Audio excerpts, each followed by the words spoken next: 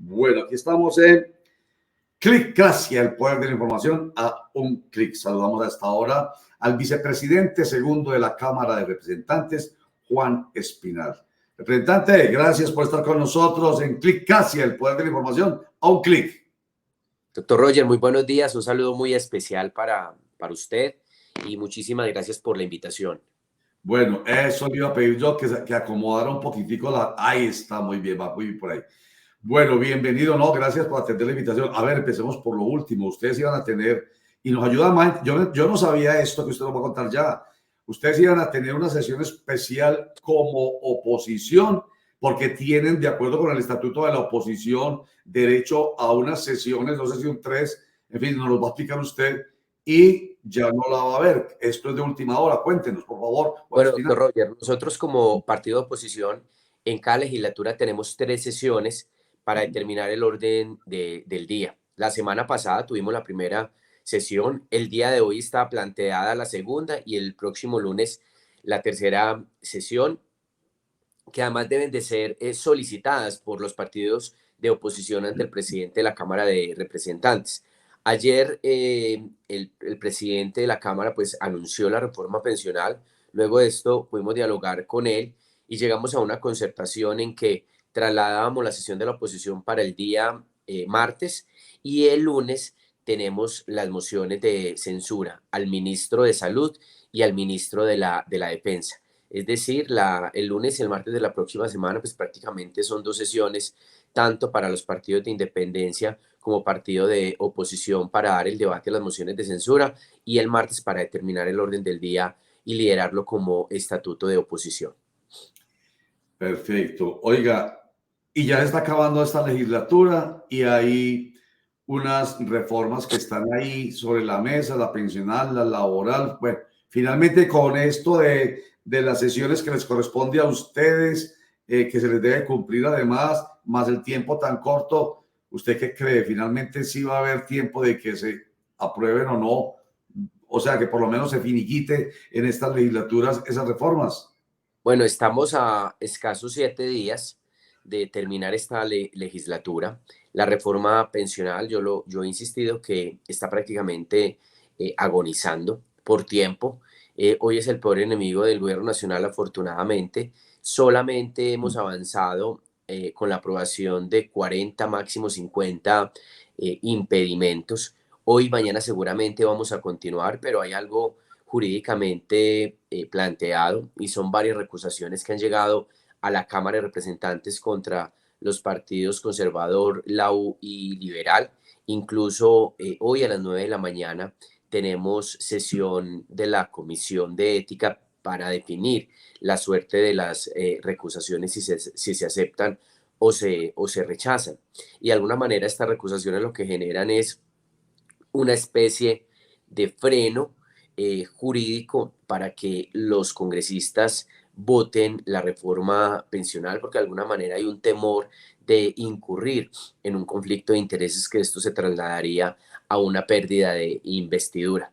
Y pues quedaría hoy y mañana para dar el debate a los impedimentos y lograr intentar avanzar con las ponencias de la reforma pensional, y la próxima semana estaríamos hablando del miércoles y el jueves para terminar el debate. Ahora bien, hay otra duda jurídica, y es si la reforma pensional que está tramitándose en su segunda legislatura puede pasar a extras. Hay unos que dicen que se puede, otros que solamente se puede tramitar hasta el 20 de junio. Entonces yo creo que la reforma pensional está en aprieto realmente, y ojalá pues la logremos archivar por tránsito legislativo. Y la reforma laboral pues viene avanzando en la Comisión Séptima. Esta reforma es una reforma crítica, aunque se han eliminado unos artículos que son muy complejos para los empresarios, para el sector sindical del país. Entonces, Roger, yo creo que hoy el peor enemigo del gobierno nacional, más que la oposición, porque ellos siempre nos señalan a nosotros de obstruir, de tratar de dañar el quórum, que de alguna manera es legítimo, y lo hemos hecho, es el tiempo. Doctor Juan Espinal, buen día, cordial saludo. El tema de la salud obliga para los detractores y los defensores de la reforma del presidente Petro. Por lo menos en el ambiente ha quedado una situación compleja y es que el sistema necesita una reforma. ¿Cuál es la reforma que a ustedes les gusta?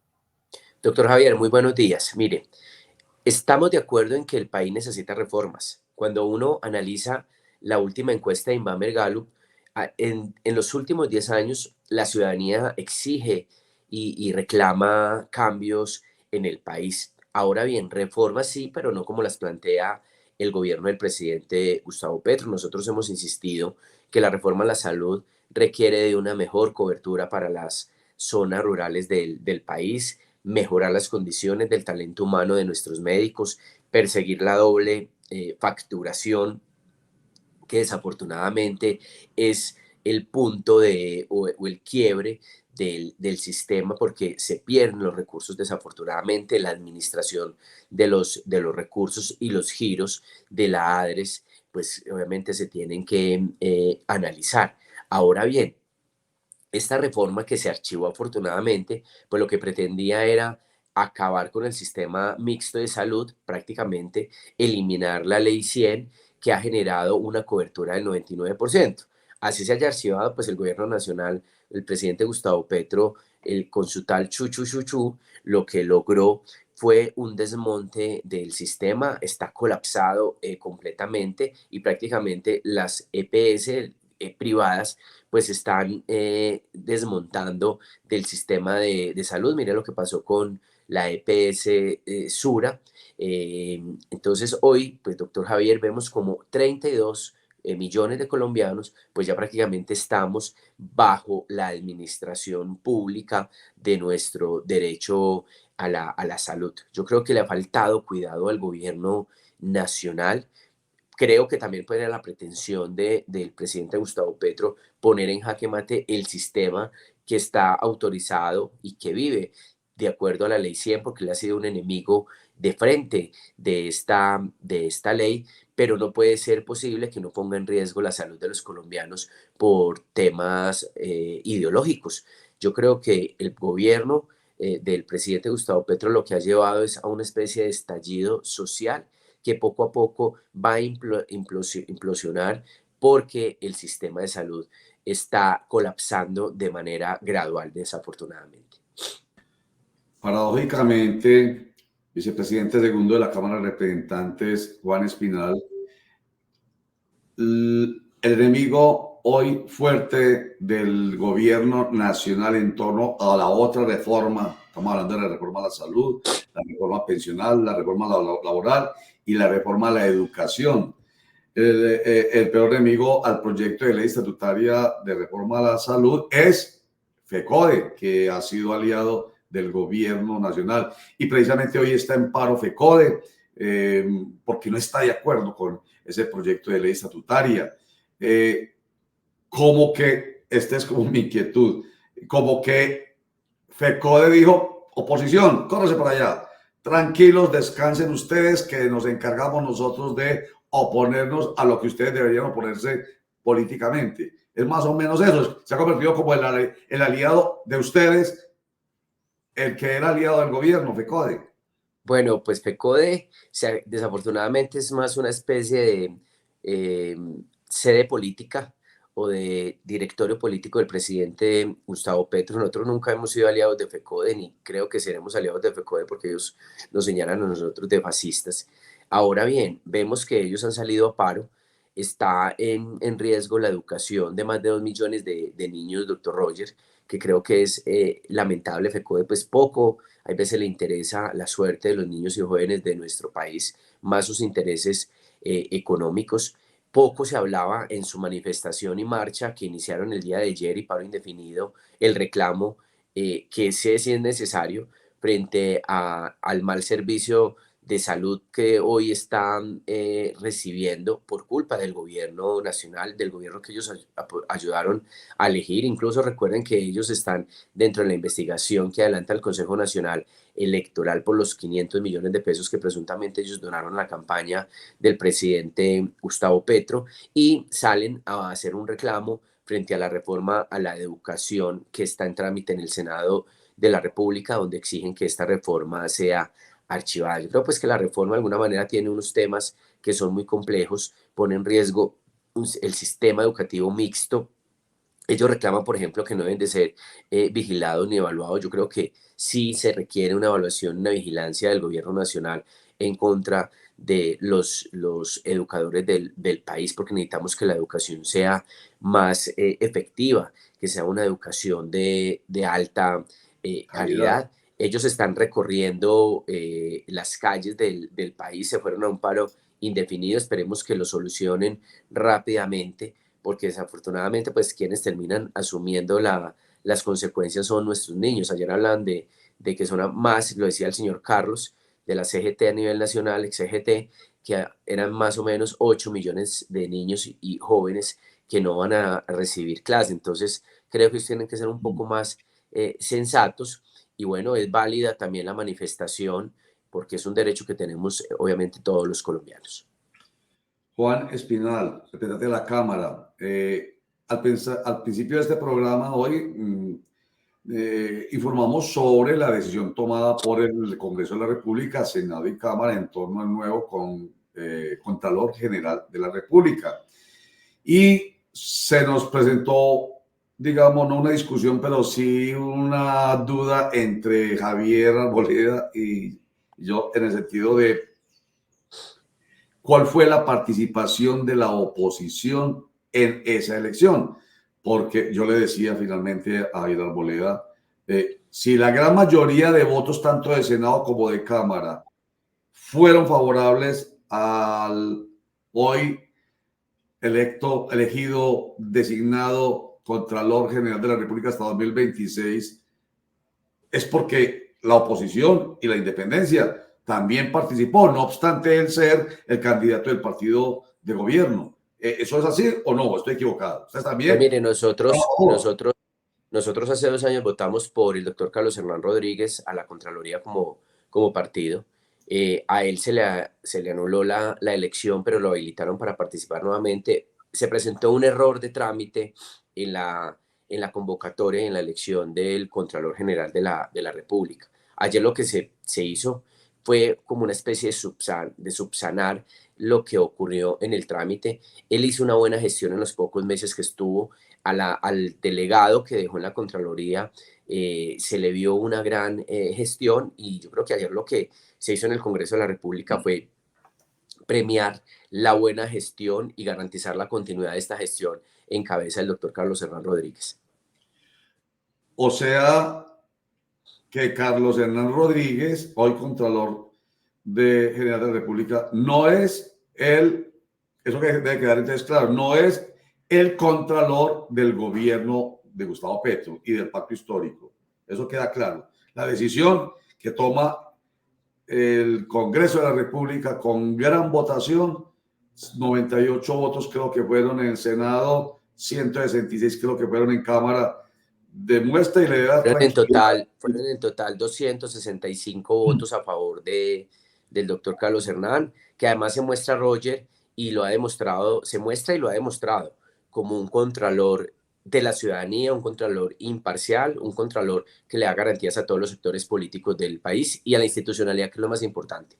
Bueno, es que ese es el comentario que yo estaba esperando escuchar, porque quedaba en la inquietud de que iba a ser un contralor de bolsillo. No, o sea, todos los congresistas en estos momentos tienen la tranquilidad de que es un contralor que garantiza, que da la tranquilidad a, pues no solamente a quienes lo eligieron, sino muy especialmente al país, porque se necesita un organismo de control fiscal que sea responsable, que sea respetuoso, que realmente permita la tranquilidad del país. Bueno, muy bien. Oiga, doctor Juan Espinal, mañana se va a llevar a cabo un foro en la ciudad de Medellín que tiene que ver con la transición energética, desafíos, emprendimiento y adaptación de la transición energética en Colombia.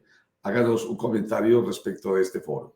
Roger, pues desde la mesa directiva cada uno de los integrantes tenemos que realizar encuentros sobre temas a nivel nacional.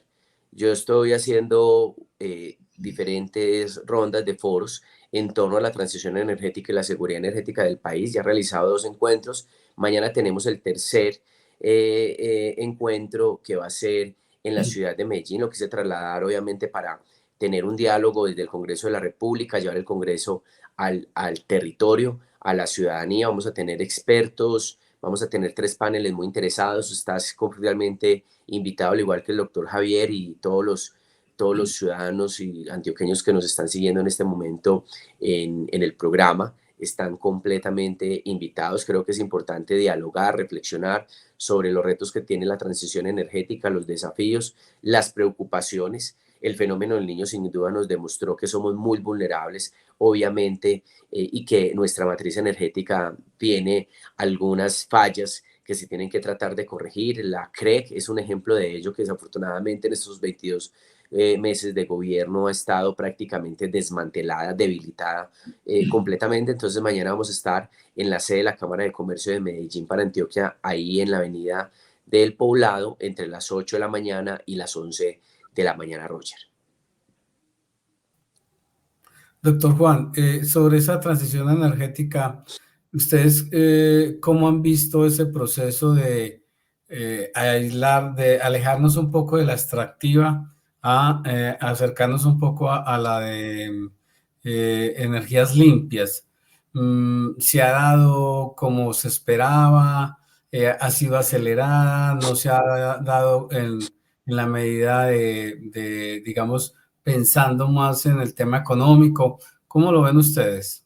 Javier, mire, realmente hay una apuesta de país y a nivel mundial que se desprende del Acuerdo de París en el 2015, y es lograr la descarbonización a nivel mundial en el año 2050.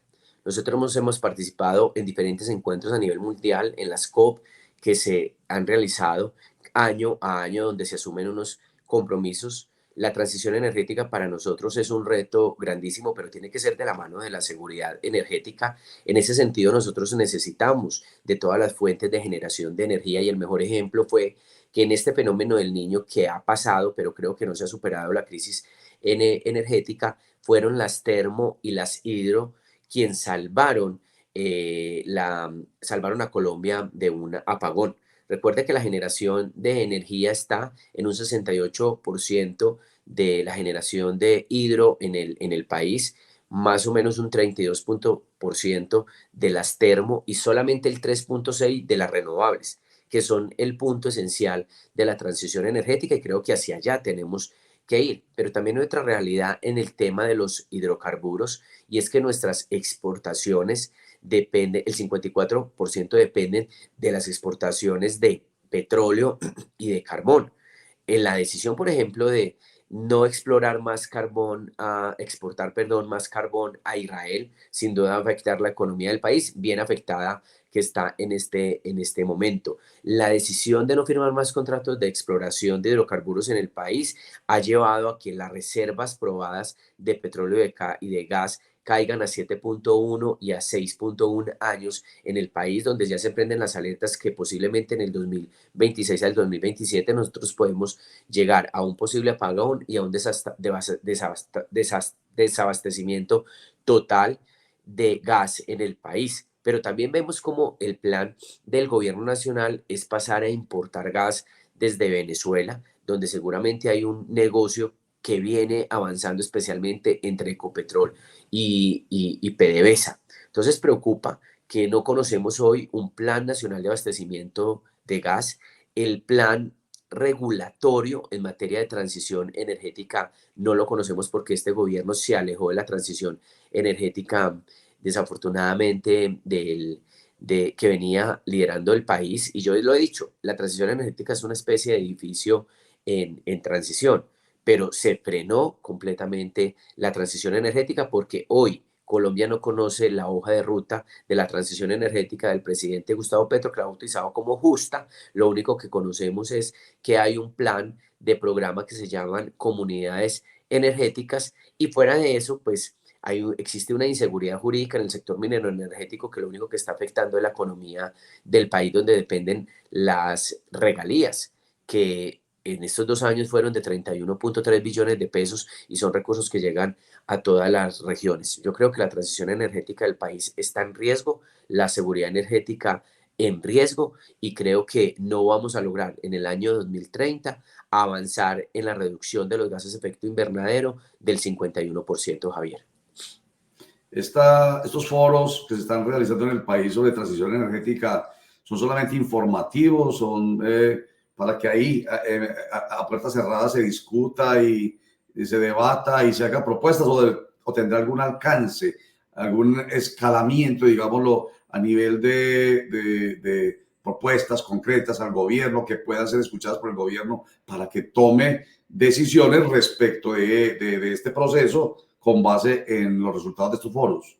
Roger, son foros abiertos para escuchar expertos, para hacer un diálogo, para conversar, para también trasladarla y poner sobre la mesa las preocupaciones que tenemos frente a este tipo de retos de país. Lo que pasa es que con el gobierno es muy diferente, es muy difícil dialogar, es un gobierno de un diálogo selectivo y de oídos sordos y poco escuchado de los riesgos y los retos que tenemos frente a la política pública del sector minero energético. Muy bien.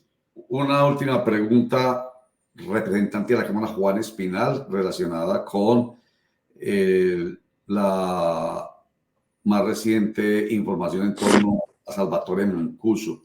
A ver, ¿cuál es la postura de ustedes? El Salvatore Mancuso, gestor de paz, ahora que es propuesto para que haga parte de la Agencia Nacional de Tierras.